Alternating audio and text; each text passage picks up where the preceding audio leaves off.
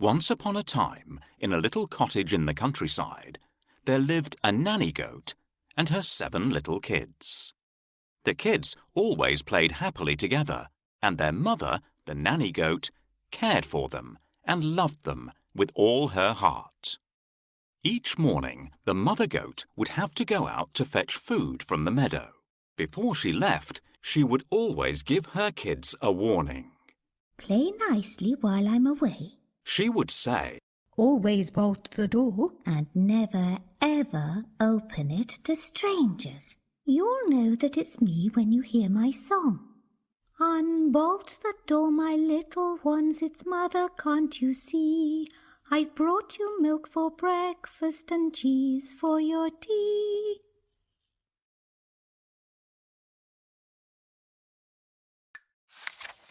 You see, there was a sad and very hungry wolf who lived in the forest close by. Given the chance, he would harm her little ones. She worried that he might even try to eat them. "We will do as you say, Mummy," said the eldest kid. "We will only answer the door when we hear your song and we are sure that it is you." "We promise," added all the rest. With that, their mother was satisfied and left for the meadow to fetch them food. They were good kids, and she trusted them to do as she had asked. Meanwhile, in the forest close by, the wolf was on the prowl. He had not eaten for days and was very hungry. He watched the nanny goat leave the house and made a plan. "If I pretend to be the mother goat," he thought, "those kids might let me in. And then—"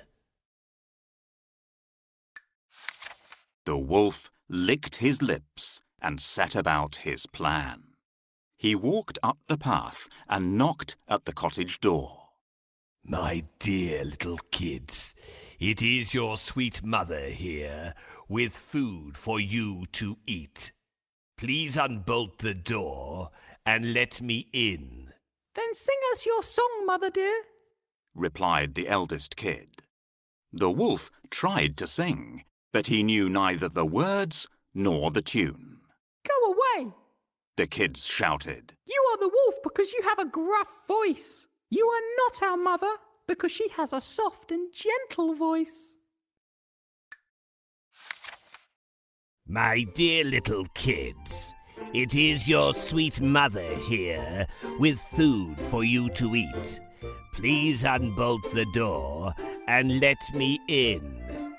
"Our mother always sings a song to us when she comes back." Which song should I sing for them, girls and boys? When the red, red robin goes bob, bob, bobbing along, there'll be no more sobbing when he starts throbbing his old sweet song.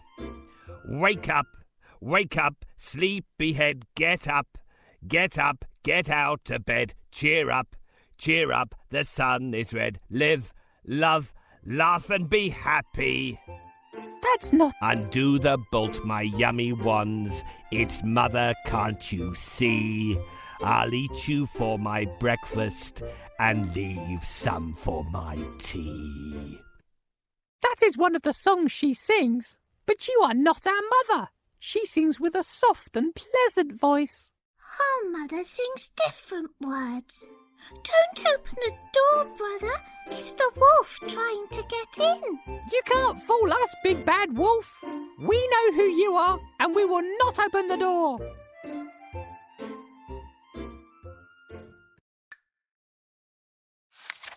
When the mother goat returned, the wolf hid in the bushes. He listened carefully to her song and saw the kids open the door to her. The kids told their mother about the wolf. "You wise little ones," she said as she hugged them close. "never ever unbolt the door to a stranger."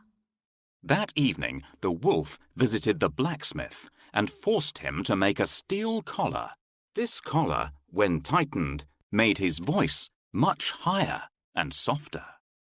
The blacksmith didn't want to make it, as he thought the wolf was up to one of his tricks.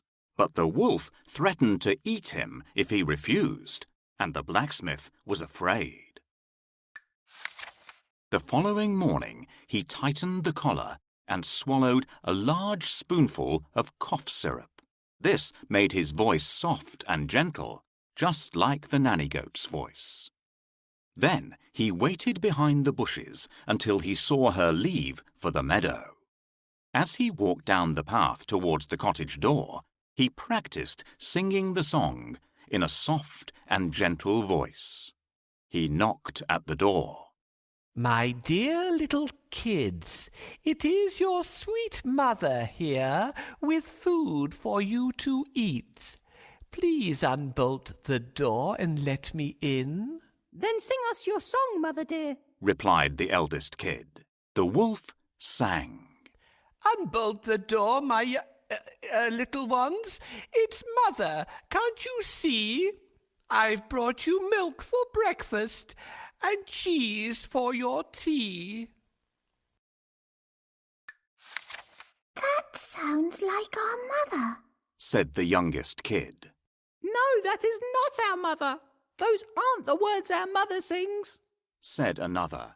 And as he looked out of the window, he saw 2 brown paws resting on the windowsill. It is the wolf. Oh no! They all shouted.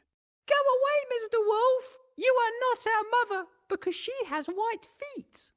The mother goat soon came back home from the meadow with the milk and cheese.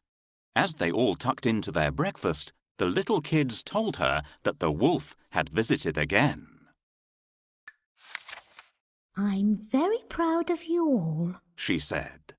You did just as I'd asked and didn't unbolt the door. You are the best kids in the world. But as she kissed them all, she was worried that the wolf might return the following day. So she decided to ask a favour of the little bird who lived in the eaves of the cottage. She would ask the little bird to watch over her little ones and warn her if they were in any danger. That evening, the wolf visited the miller and made him give him a bag of white flour. The miller didn't want to give him the flour, as he thought the wolf was up to one of his tricks, but the wolf threatened to eat him if he refused. And the miller was afraid. I need a sweet voice that sounds like a mother goat. Do I go to a miller or to a blacksmith for this?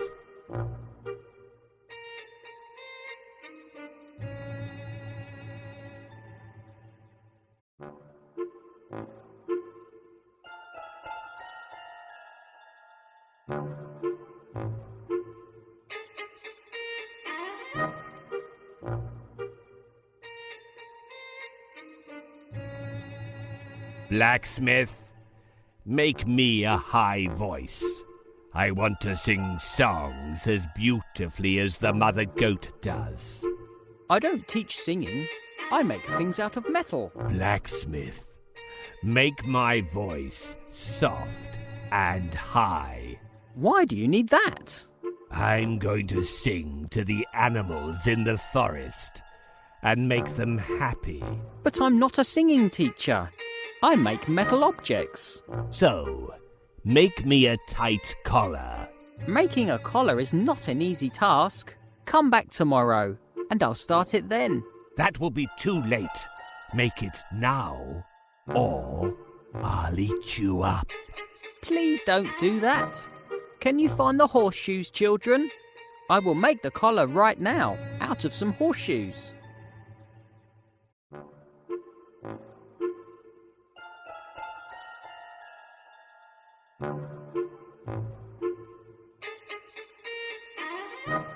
These young goats are not easy to fool.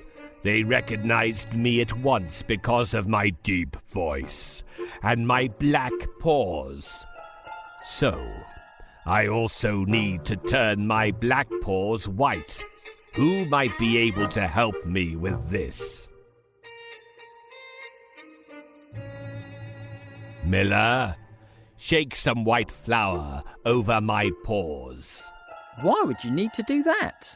Flour is used for making bread. Wolves do not eat bread. If you will not do as I ask, I will eat you up. Very well.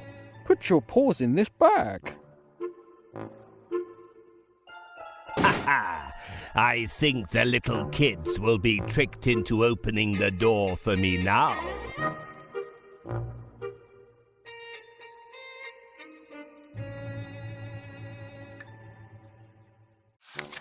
When morning arrived, the wolf was hiding in the bushes, waiting for the nanny goat to leave. He had thought of another plan to trick the kids into thinking that he was their mother. This time he was ready. He watched and waited. When he saw the nanny goat leave, he made his way down the path towards the cottage. His brown forelegs and hooves were covered in white flour. As he reached the door, his tummy rumbled. He was beginning to feel very hungry indeed. He knocked at the bolted door. Knock, knock, knock. My dear little kids, He said in a soft and gentle voice. it is your sweet mother here with food for you to eat. Please unbolt the door and let me in. Then sing us your song, Mother dear. Replied the eldest kid. The wolf had practiced the song and sang in his sweetest voice. Unbolt the door, my little ones. It's mother, can't you see? I've brought you milk for breakfast and cheese for your tea. The kids looked through the window and saw the white floury feet of the wolf and were tricked into thinking it was their mother. Yes, it looks and sounds like our mother. Said the little kids. Then we must unbolt the door. Said the eldest. They slid back the bolt and the door flew open. Just imagine their horror when the kids saw not their gentle sweet mother, but a fierce and hungry wolf. The kids screamed and tried to hide. The little bird, on hearing the noise, looked through the window and saw the wolf chasing the kids around the room. I must warn their mother. He chirped, and flew straight to the meadow to fetch her. Sadly, by the time she arrived back home, there was no sign of the wolf, nor any of her precious little kids. All that was left was a mess of broken crockery and furniture. The nanny goat sat down and began to cry. Suddenly, she heard a tiny, frightened voice coming from the oven. I'm in here, Mummy, hiding. The mother goat quickly opened the oven door, and out jumped the youngest kid. She hugged and kissed and squeezed him tight. Where are your brothers and sisters? She asked. Wolf.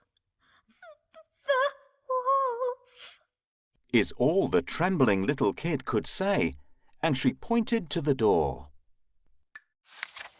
At that moment, the little bird flew in and chirped that the wolf was asleep at the edge of the forest. They rushed to the forest and found the wolf sleeping under a tree. He was snoring loudly. His huge tummy was rumbling, and something was tumbling about inside. Good heavens! Cried the nanny goat. My little kids are still alive. The wolf has swallowed them whole. Here is the wolf. How can he just lie there when he has eaten all my brothers? Ah, the big bad wolf. He is sleeping peacefully as if nothing has happened.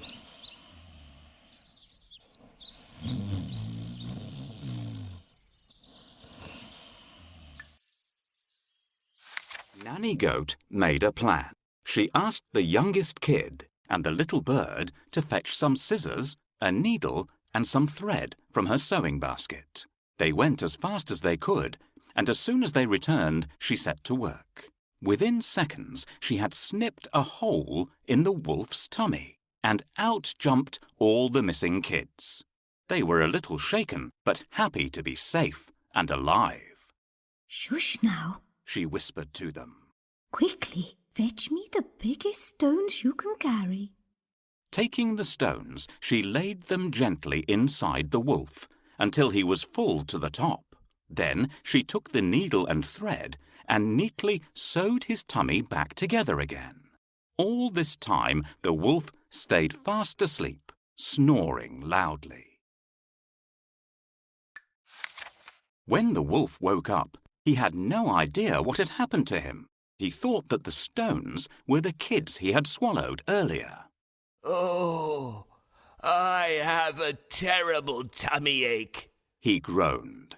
He tried to get up, but the stones were so heavy he could neither sit nor stand. Oh dear, I should never have eaten those kids. And now I shall die here from my greed. Won't somebody help me? Back at the cottage, the nanny goat and her 7 little kids were safe and warm and preparing a supper of bread and cheese. Outside, they could hear the groans of the dying wolf crying for help. They felt sorry for him and thought that he had only done this wicked thing because he had been so very hungry. So they went to visit him, and he was surprised. The mother goat looked down on him. If I take the stones away from you, will you promise never to harm any of us ever again? I'm sorry I did this terrible thing, but I was so very hungry. The sad wolf whimpered. I promise that I'll never do it again as long as I live. Can he be trusted to keep his promise? Asked the eldest kid. The mother goat thought hard. We shall have to wait and see, She replied. So the nanny goat took away the stones and invited the wolf to supper. From that day onwards, they were friends. They lived together peacefully forever after. I feel guilty about what I've done. It won't happen again.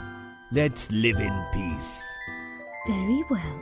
I will share some of my cakes with you, but you must promise never to frighten my little kids again.